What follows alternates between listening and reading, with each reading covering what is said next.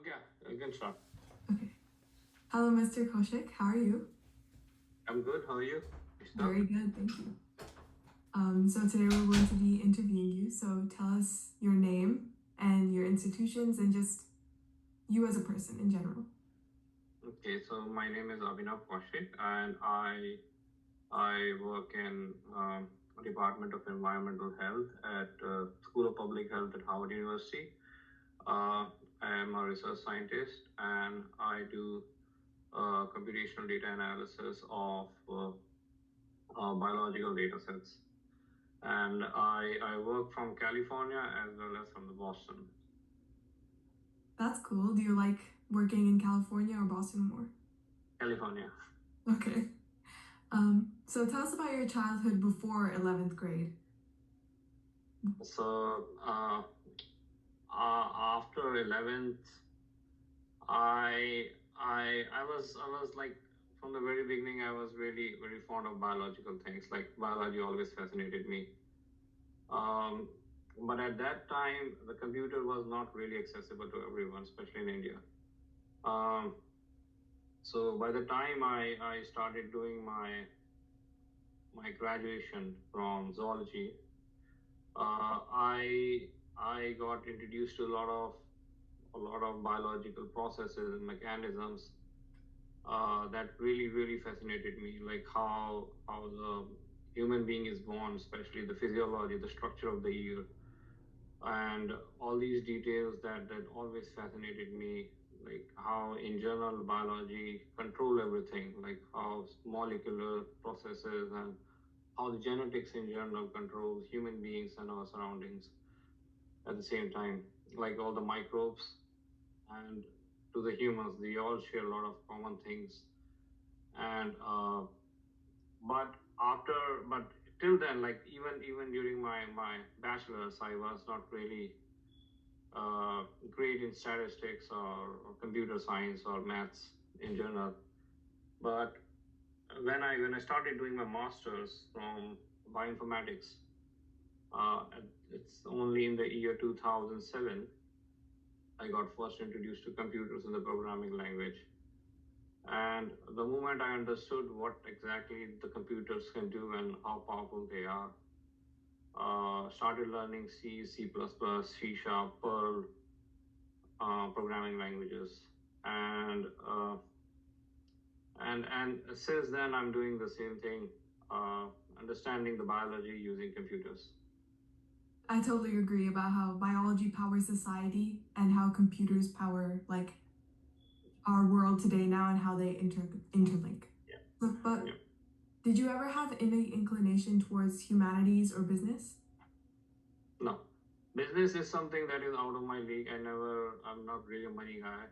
I very recently started learning about the finances, how we manage finances, but business, finance has never been my like area of interest. It Never. was always STEM for you? Sorry, what? It was always STEM for you? It's something like it depends upon like surrounding my friends, my family.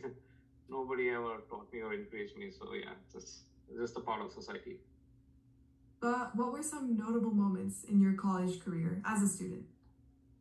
As a student, mm, like getting exposed to like as compared to the schools, when you move to the college, you get exposed to the people from different backgrounds.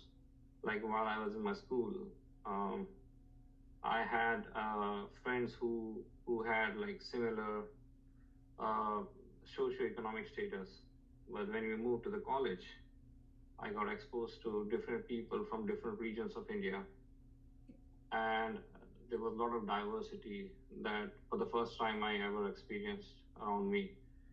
And that was the most fascinating thing, to play cricket with them, to play badminton with them, to interact with them. Some of them don't even, we don't even share the common language. Oh, yeah. And to communicate with them without, with some broken English and some broken language, which they can understand and I can understand, was something that really was the most interesting part of my journey. And the food too? South Indian and North Indian food?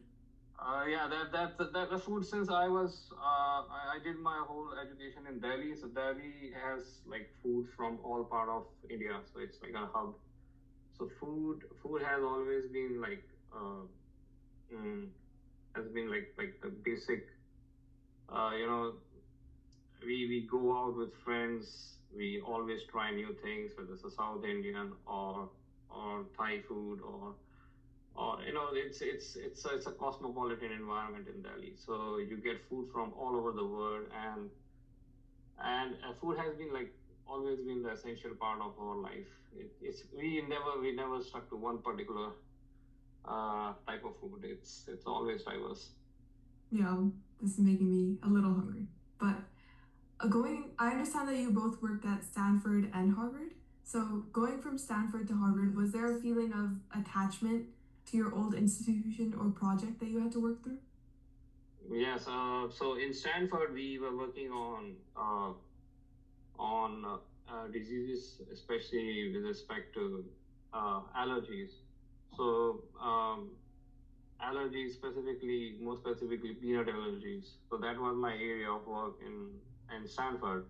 We were trying to understand how peanut allergies are basically caused, and if you have to treat them, what could be the way of treating the peanut allergy, especially for the long term.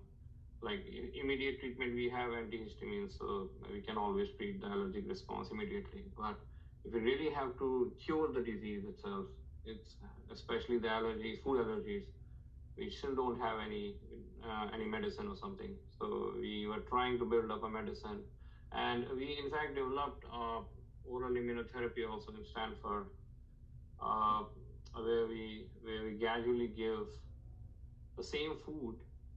A person is allergic to it, so that it eventually develop resistance and stop raising the immune response against that particular food. So it was a different world altogether in Stanford. Now here in Harvard, I am working on the environmental toxins, how different environmental pollutants causes the same immunological disease, including allergies and asthma, but not necessarily always the allergies. Sometimes it could be cancer, it could be cardiovascular disease, it could be in general inflammatory response, not causing any disease. So in Harvard, it's a different uh, work altogether. However, the core, that is the immunology, remains the same. So it seems like you work more with diseases and allergens in both Stanford and Harvard. What motivated you to work towards this like path in biology? The things that's really connected to me, like most of the things that I'm working on, I can directly, connect. For example, when I go to my kitchen, I can identify the things that are the potential source of toxicants. Yeah. I can identify the things that can harm me and my family, and I know it, and we are surrounded by it. So that makes things really interesting and more enjoyable to know about these pollutants, and sometimes when I experience those, I mean, inflammatory disease, immunological disease are pretty common to everyone, and I can always relate what's going on in me, especially at the molecular level, and try to identify my surrounding, like what is potentially causing it. It could be pollens, it could be generic grass pollen or seasonal pollens, or it can be some other pollution or toxicant that is actually affecting me directly. So yeah, something that I can relate with myself is really, really encouraging and motivating. I think that's great how your career helps with your health as well, because that's very important. Do you plan to continue your research in bioinformatics? Yes. Okay. Are you considering becoming a professor or is it just research all the way? It doesn't really matter. The way I'm doing my research and I'm happy with it, I'm fine. The thing that bothers the scientist most is funding. It takes a lot of money to do the research, and in almost all the cases, scientists are dependent upon government and source of money. So research is important aspect of, like, the biological question is important aspect of research, but raising money and getting the funds from different sources is always the key. Harvard basically gives you an opportunity. It's a privilege to be in Harvard because getting the funds is much easier as compared to the rest of the universities. It's very important to have funding for STEM. I know that's a hot topic right now. Yeah. What's your favorite part of your job? Oh, favorite part, yeah. It's a peace and isolation. I think working alone. Yeah, I mean, my teamwork is basically like we. I mean, I'm blessed to have a team where everybody is like very well trained and as expert in their own field. So nobody bothers me, and we work together, trust each other, and we don't really ping and unnecessarily bother each other. Eventually, the output that is produced is much faster and very much reliable without affecting peace of mind. So would you say you have a good work-life balance then? In research, there's no such thing work-life balance. It's always abrupt. It's never a 9 to 5 job. Sometimes you have to work on weekends. Sometimes you don't have to do anything for a whole week. So, but when the things are, when the deadline is approaching, it's you have to work sometimes 15 hours or 20 hours a day. So it's subjective. It's nobody's like on your head. We don't have like daily deadlines. We don't have to like finish the task in like next for 24 hours or 48 hours. So we have to report and give annual reports to the funding agency. Suppose National Institute of Health is funding our research, we have to give them reports once in a year. But and it takes time to build that whole research, whole data for National Institute of Health. And once we have started working on the whole thing, you just cannot say, okay, we have to finish that thing in 48 hours. So it's an evolution of whole study itself. And sometimes when we have to present the things, when we have to present to the National Institute of Health, we have to be ready with all what we have, with the things we have generated. And in those particular months, in those seasons, we have to really work hard for like sometimes for like maybe 5 or 6 days straight without any break, with like few hours of sleep. But then rest of the year we work a nominal pace. So. Well, I think everyone should commend you and other researchers for your time and hard work, because our entire health relies on you guys. So. Thank you. Yeah, it's a hard job, especially for those diseases in which we don't really know anything about, like with cancers. There are labs in MIT and Harvard. They are developing immunotherapy for cancers, and it takes a lot of risk, a lot of money, a lot of time, dedications to understand what is causing cancer. And every individual is different, but then you have to come out, every cancer is different. Even the time points within the cancer is different. The tissue type could be different. But still then coming up with a generic way of treating all of them, it makes these things very difficult. There are a lot of labs in MIT who are building the robotic arms that can do surgery remotely, like doctor might be sitting in Boston and then treating patient in Cambodia, let's say. So these are the kind of things that really influences and affects like each life on Earth. I think that's very important to have, especially to have funding for.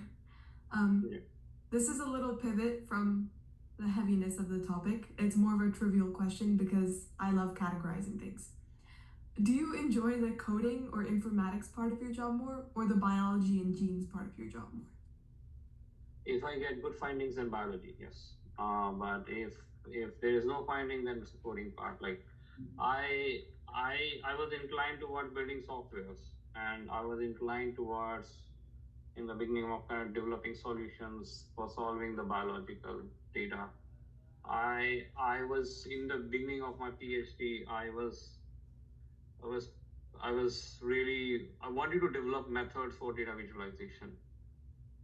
So that's again like in that particular section of computer science, like data visualization. This has always been my interest. Um, in fact, till now, I always tend to things like what are the different way we can present the data and visualize this whole data. So, and if that requires coding, then yes, it's coding. But if that requires just the statistics, um, then I love statistics. So whatever is needed, I do it with my full efforts. I think your job is a great example of how many fields like link together and you don't have to just pick one. You can follow your passion. Yeah, that's the future. That's not just on my field. Like every field that is growing right now at this point, even a software engineer, any software engineer take like with artificial intelligence taking over, any field can be easily taken over by AI if you are not integrating multiple fields together and the biology and the knowledge behind it. Like if you know about coding but have no idea about the math and physics, it's over. Uh, Same thing with the biology, same thing with any field, even with economics. You need to know the different fields altogether and have the ability to merge them together. This is something that artificial intelligence at this point cannot do. But and that is where the real intelligence, human intelligence, comes into play. Like how we exploit different fields altogether and make strong product for is actually very useful. I think your words are a breath of fresh air to every like young person looking for a job right now or a field because AI can't replace everything. So AI cannot replace everything. It's just a mere tool, just like Google.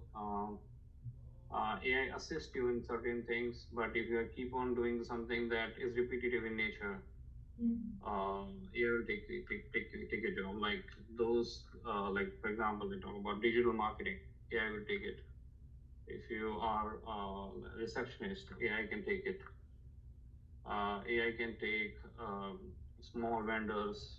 AI can take a lot of jobs that are repetitive in nature that doesn't really involve human interaction at all. yeah. But if something that requires a complex interplay and that is something that is regulated by time, AI cannot make decisions at this point, not in near future. That's what I believe. Like how brains are considered the real supercomputers of the world. Yeah, for example, let's say you have to use are a bus driver in like tough conditions in mountains. AI cannot take it because you have to take sharp, sudden decisions, and AI can only do two things that for which the AI is trained for. If we start looking into those scenarios that humans have never experienced so far, AI is pretty much useless. Like going into the space, we still don't know even 1% of it, like what's there in the space. So AI really cannot help in understanding the space. Same thing with water. Like if you go under the water, there are a lot of things that are still unexplored. I would say 90% of the sea is unexplored. Same thing with the microbiology. Um, Microbiology, viruses, they all, if they evolve, just any disease evolves. And just like you heard about the new strains of COVID, the virus itself evolve according to the time. And every year, new strain of virus with new symptoms, with new set of challenges comes into the environment. And AI is not trained to deal with this kind of scenarios because AI has never experienced those viruses before. Nobody has experienced. Yeah. So yes, but you can definitely use AI as a tool to understand what's going on, but you cannot use AI to solve those problems. You cannot ask AI to develop antiviral drug against that virus, which AI has never experienced so far. So humanity prevails. Yeah, of course, yeah, humanity will prevail. This is just a temporary idea that AI will take over the job, but it won't. It will assist you once you start using it as a tool. Again, every time, every once in a decade, there is a sudden shift in job market. Like Before the computers, people used to do things manually, and then computers came like 20 or 30 years back. There was a sudden shift in the people started learning computer, and that created more job. Then internet becomes really, very fast. The things that people used to do in 4 or 5 days with fast internet, people started doing in like 1 or 2 days. And then after internet, after connectivity, all these AI things, and now people can do same things much faster. But there's still yet to achieve. We haven't achieved everything and what humanity can do, like what humans are capable of. We haven't achieved yet. So AI will be the helpful tool to achieve all those things that humans are capable of, like going to space, treating the disease, making life much more sustainable, reducing the air pollution, reducing the effect of air pollution. A lot of things that still yet to be done. Controlling the population, controlling the hunger. There are a lot of poor people out there, uh, and reducing the burden on Earth in different manners.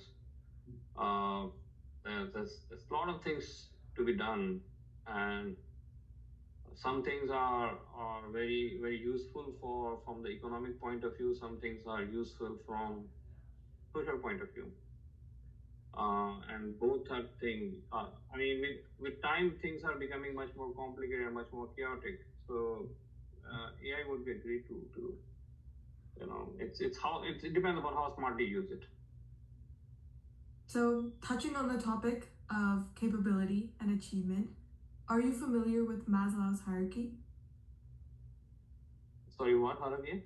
Are you familiar with Maslow's hierarchy of needs? No, I'm not aware of it. So what is that hierarchy? Yeah.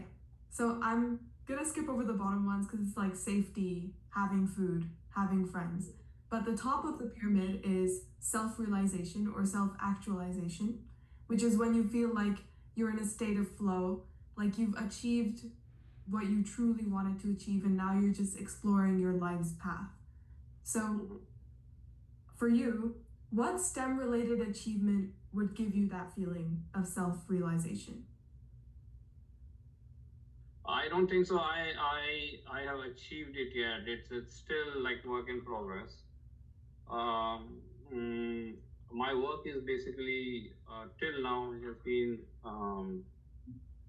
supportive to the existing research. And at this point, I developed things with the help of my team. I developed things that they're directly assisting the upcoming research. But those upcoming research are yet to develop any product that can be used by the people. Until then, it's still a work in progress. But that is the motivation. Every time I see my work getting used, or every time I see my work being used in like upcoming research and getting promoted for next stage, it's always encouraging. So research is a very slow progress. It takes forever to develop vaccine. It takes forever to develop a drug. It takes forever for things to come into the market. So yeah, it sometimes takes 2 decades or 3 decades for a single drug or a single product to come into the market. Yeah. I think it's amazing that you're so passionate about your work. I mean, I haven't met someone who's like this interested in what they're doing, which is great. So pivoting from work, what's the most impactful piece of advice that a colleague or superior or just a friend has given you? Not necessarily a friend, but I would say internet is the biggest source of motivational lines. The one thing I always carry with me is finish what you started. Do not leave things in between. It affects it affects everything of your part of life. Like not necessarily in the professional world, even in the personal world. Always make decision that you want to start something, but if you have started something, always remember why you started it. Don't forget the reason why you actually started the whole thing, and finish it. It can be a small day-to-day project like working out, or it can be a big task of like going with some decision, like going if you want to become a doctor or something. and you make a decision like I want to make a doctor, and you're firm with it. Don't leave that whole idea behind. If there's a problem, solve that problem. Keep on solving the problem by remembering the exact reason why you started it. So don't finish things in between. So that's something that one should carry with, and it will solve like all of your problems. Once you start accepting the problems as a part of journey, and you remember why you all started it, and that's first main question, like why you started it, helps you solving everything. Like if you don't know why you started it, I mean, there's no way you can continue. Yeah. I mean, it's you know you're working out, but you don't know why you're working out. So it's not going to help. Just because somebody else is doing, you can last for like 1 or 2 days, but after that you will end up going back to your basic routine of not working out. So just a small example, like you should know why you're doing and what you're doing. Get your fundamentals clear. Take time, make decisions, and once you make decisions, go for it. Don't stop. I think that's a great piece of advice, especially for your career or self goals. Yeah. Is that your piece of advice that you would give to other people? Yeah, same thing, right? It varies from person to person. Everybody would have their own reasons, their own experiences, and their own objectives. But it matches with everyone. So it aligns with all the people, not necessarily. It doesn't matter which country you are in, every person will have their own challenges, but then you can have your own reasons. Yeah. So I understand that you immigrated from India to America. Would you say, what's the biggest cultural shock for you? Cultural shock. There's so many cultural shocks. I would say it's depending upon what kind of context. So if I talk about from economic perspective, from healthcare perspective, spending so much money on healthcare is the biggest cultural shock. But if we talk about from the social perspective,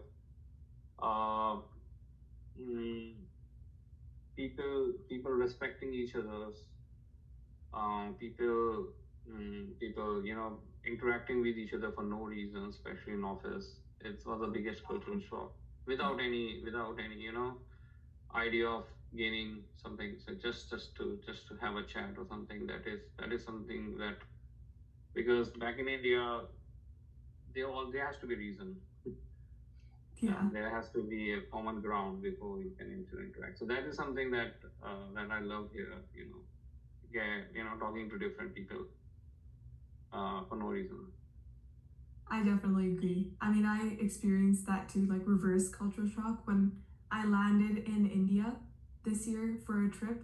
Every time I smiled at someone just because they were walking by, they would just look at me a little weirdly, because I know that's not really a thing there. Yeah. Okay. So next question. I think this will be our last one for today. If you could plausibly change something about your STEM story, what would it be? And not like being born rich instead. It's more like going to this college instead of going to the one that you went. Like, yeah. From my career point of view, from my professional journey. Yeah, sure. For your professional journey. It's a very, very difficult question. I mean, I got what I always wanted, frankly speaking. So, in fact, I always,